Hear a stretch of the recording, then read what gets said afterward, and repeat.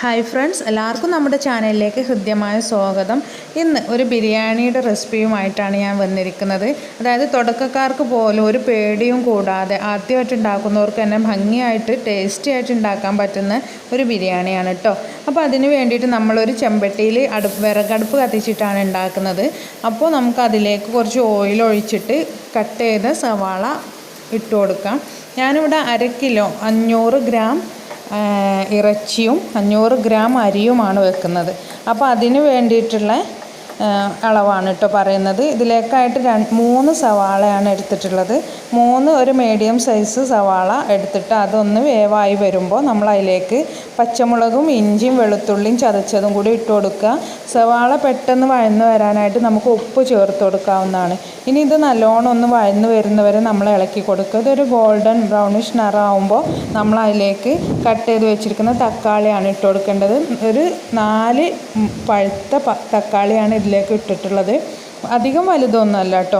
അപ്പോൾ നമ്മൾ അതും കൂടെ കട്ട് ചെയ്ത് ഇട്ട് കൊടുത്ത് ഇളക്കി കൊടുത്തൊന്ന് വെന്ത് വരുമ്പോൾ അതിലേക്ക് ചുവന്ന മുളക് പൊടി ഇട്ട് കൊടുക്കുക. ഞാനിവിടെ നമ്മൾ മക്കൾക്കൊക്കെ എരിവ് കുറച്ചിട്ടായത് കാരണം ഒരു വലിയൊരു ടീസ്പൂണ് മുളക് പൊടി, അതുപോലെ തന്നെ മല്ലിപ്പൊടി ഒരു വലിയ ടീസ്പൂണ്, ഒരു 1.5 മല്ലിപ്പൊടി ഇട്ടിട്ടുണ്ട് കേട്ടോ. 1.5 ടീസ്പൂണോളം മല്ലിപ്പൊടി, അതുപോലെ തന്നെ മഞ്ഞൾപ്പൊടി അതേ അളവുകളിലുള്ള സ്പൂണില്ലേ അതിന് തന്നെ ഒരു 1/2 ടീസ്പൂൺ മഞ്ഞൾപ്പൊടി.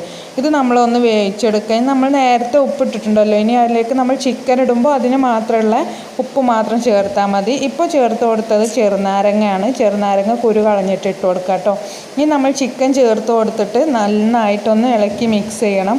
ഇത് മിക്സ് ചെയ്യുന്ന ആ സമയത്ത് തന്നെ നമ്മൾ ഒരു ബിരിയാണി മസാലപ്പൊടി പൊടിച്ചതും കൂടെ ചേർത്ത് കൊടുക്കുക. അതും കൂടെ നമ്മൾ ചേർത്ത് കൊടുത്തിട്ട് നന്നായിട്ടൊന്ന് മിക്സ് ചെയ്തിട്ട് ഒന്ന് അവിടെ അടച്ച് വെക്കുക. ഒരു 10-15 മിനിറ്റ് ഒന്ന് അടച്ച് വെച്ച ശേഷം വീണ്ടും അടപ്പ് തുറന്നിട്ട് അതിൻ്റെ മേലേക്ക് നമ്മൾ മല്ലിച്ചപ്പ്, കറിവേപ്പില, അതുപോലെ തന്നെ പുതിനയില ഇതൊക്കെ ഒന്ന് അരിഞ്ഞെടുത്തത് ഇട്ട് കൊടുക്കുക. ഇട്ട് കൊടുത്തിട്ട് നമ്മളൊന്ന് ഇളക്കി മിക്സ് ചെയ്ത് കൊടുക്കുക കേട്ടോ. ഇത് നേരത്തെ തന്നെ ഇട്ട് കൊടുത്താൽ അത് വെന്ത് അതിൻ്റെ ടേസ്റ്റൊക്കെ പോകും. അപ്പോൾ അതുകൊണ്ടാണ്.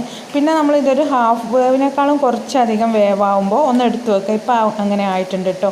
ഇനി നമ്മൾ ചോറിനുള്ള നെയ്യാണ്, അതിനുള്ള ചെമ്പാണ് അടുപ്പത്ത് വെച്ചിരിക്കുന്നത്. അതിലേക്ക് നമ്മൾ കുറച്ച് നെയ്യ് ഒഴിച്ചു കൊടുക്കുക. അപ്പോൾ ഇത് സ്റ്റീലിൻ്റെ പാത്രമായത് കാരണം പെട്ടെന്ന് തീ അധികമായത് കാരണം അടുക്ക് പിടിച്ചതാണ്, അതുകൊണ്ട് കുഴപ്പമില്ല.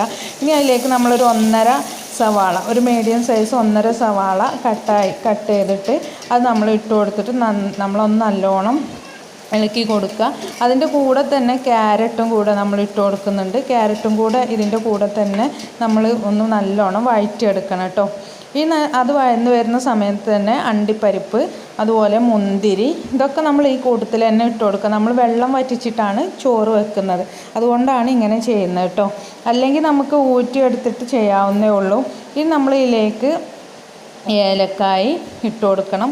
ഇപ്പം ഞാൻ ഇട്ട് കൊടുത്തത് മല്ലിയാണ് കേട്ടോ. പച്ചമല്ലിയില്ലേ, പച്ചമല്ലി ഒരു പിടുത്തം, ഇതൊന്നും അധികം ആവാൻ പാടില്ല. പിന്നെ പെരുംജീരകം, അതുപോലെ തന്നെ ഏലക്കായ, ഇതൊക്കെ നമ്മളൊന്ന് ഇട്ട് കൊടുത്തിട്ട് നല്ലോണം ഒന്ന് വഴറ്റിയെടുക്കുക.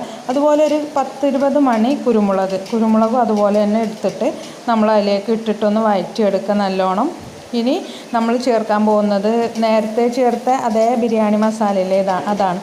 അപ്പോൾ അത് ഒന്ന് തെളിഞ്ഞ് വരും. അത് എണ്ണയിലേക്ക് ഇട്ടൊന്ന് വഴന്ന് വരുമ്പോൾ തെളിഞ്ഞ് വരും. ഇനി ഈ പാത്രത്തിന് ഒരു പാത്രം അരിയാണ് ഞാൻ എടുത്തിട്ടുള്ളത്. അപ്പോൾ അതേ പാത്രത്തിന് 2 പാത്രം വെള്ളമാണ് നമ്മൾ ഒഴിച്ചു കൊടുക്കേണ്ടത് കേട്ടോ. ഇനി ആ വെള്ളം ഒഴിച്ചു കൊടുത്തിട്ട് നമ്മൾ ഉപ്പൊന്ന് നോക്കണം. ഉപ്പ് നോക്കിയിട്ട് നമ്മൾക്ക് ഉപ്പ് വേണമെങ്കിൽ ഇട്ട് കൊടുക്കുക. നേരത്തെ ഇട്ടിട്ടില്ലെങ്കിൽ സവാള വഴറ്റുന്ന സമയത്ത് ഇട്ടിട്ടുണ്ടെങ്കിൽ അതിനനുസരിച്ച് ഇട്ടാൽ മതി, ഇല്ലെങ്കിൽ നോക്കിയിട്ട് അതുപോലെ ചെയ്യാം. ഇനി നമ്മൾ അടച്ചു വെക്കുക. ഇനി വെള്ളം തിളച്ച് വരുമ്പോൾ നമ്മൾ നേരത്തെ കഴുകി വെച്ചിരിക്കുന്ന അരി ഉണ്ടല്ലോ, ആ അരി എടുത്തിട്ട് ഇതിലേക്ക് ഇട്ട് കൊടുക്കുക. ഒന്ന് ഇട്ട് കൊടുത്തിട്ട് നമ്മളൊന്ന് നല്ലോണം ഇളക്കി കൊടുത്തിട്ട് ഒന്ന് ഉപ്പ് നോക്കിയിട്ട് വേണമെങ്കിൽ കുറച്ചും കൂടെ ഉപ്പിടുക, വേണ്ടെങ്കിൽ വേണ്ട. അപ്പോൾ അതും കൂടെ ചെയ്ത ശേഷം ഒന്ന് നമ്മൾ അടച്ച് വെക്കുക.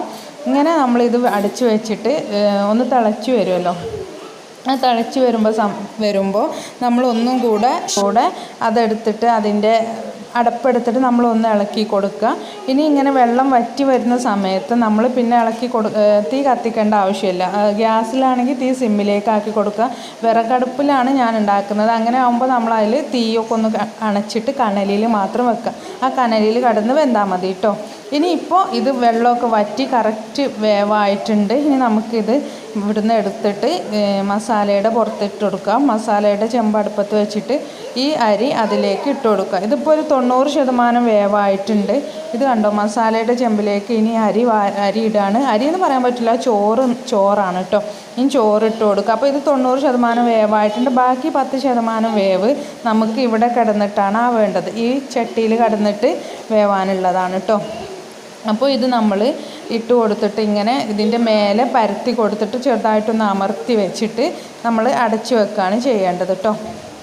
ഇതിൽ നിന്ന് എയറൊന്നും പുറത്ത് പോവാത്ത രീതിയിൽ നമ്മളിതൊന്ന് അടച്ചു വെച്ചിട്ട് അതിൻ്റെ മേലെ എന്തെങ്കിലും വെയിറ്റ് വെക്കുക. വെയിറ്റ് വെക്കുമ്പോൾ ഫുള്ളും റൗണ്ടിലും വെക്കാൻ വേണ്ടിയിട്ട് ശ്രമിക്കുക.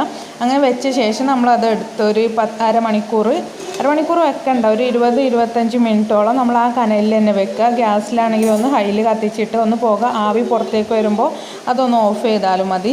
ഇപ്പോൾ ഇത് കറക്റ്റ് വേവായിട്ടുണ്ട്. എല്ലാം പാകത്തിൽ വെള്ളമൊക്കെ വറ്റി കറക്റ്റായിട്ട്. ഇനി നമ്മളിതൊക്കെ ചോറ് വേറൊരു പാത്രത്തിലേക്ക് മാറ്റിയിട്ട ശേഷം നമുക്ക് മസാല മാത്രം ഫ്രീ ആയി കിട്ടും. ഇനി ഇതിങ്ങനെ കോരിയിടാനൊക്കെ ബുദ്ധിമുട്ടുള്ളവർക്ക് ഇതിൻ്റെ മേളിൽ ഒരു വാഴേൻ്റെ ഇല വെട്ടിയിട്ട് അങ്ങനെ വെച്ച് കൊടുത്താലും മതി, എങ്ങനെയായാലും കുഴപ്പമില്ല. അപ്പോൾ ഇനി നമ്മൾ ചോറിലേക്ക് കുറച്ച് 6 kg ഒഴിക്കുകയാണ്. അപ്പോൾ ഒരു 1.5 ടീസ്പൂൺ, ഇത്തിരി അരിയല്ല എടുത്തിട്ടുള്ളൂ. അപ്പോൾ ഒരുപാട് ഇടേണ്ട ആവശ്യമില്ല. ഇത് ഞങ്ങൾക്ക് ഒരു നേരത്തേക്കുള്ള ഭക്ഷണമാണ് കേട്ടോ. അപ്പോൾ അതിലേക്ക് ഒരു 1.5 ടീസ്പൂൺ 6 kg കൂടെ ചേർത്ത ശേഷം നമ്മൾക്ക് വിളമ്പാവുന്നതാണ്. അതുപോലെ തന്നെ മസാല ഒന്ന് ഇളക്കി കൊടുക്കുക, ഇത്രയേ ഉള്ളൂ. അപ്പോൾ എല്ലാവർക്കും സിമ്പിളായിട്ട് വെറൈറ്റി ആയിട്ട് ഉണ്ടാക്കാൻ പറ്റുന്ന ഒരു അടിപൊളി ബിരിയാണിയാണെന്ന് വിശ്വസിക്കുന്നു. അപ്പോൾ എല്ലാവരും ഒന്ന് ട്രൈ ചെയ്ത് നോക്കാം കേട്ടോ. Thanks for watching. ബൈ.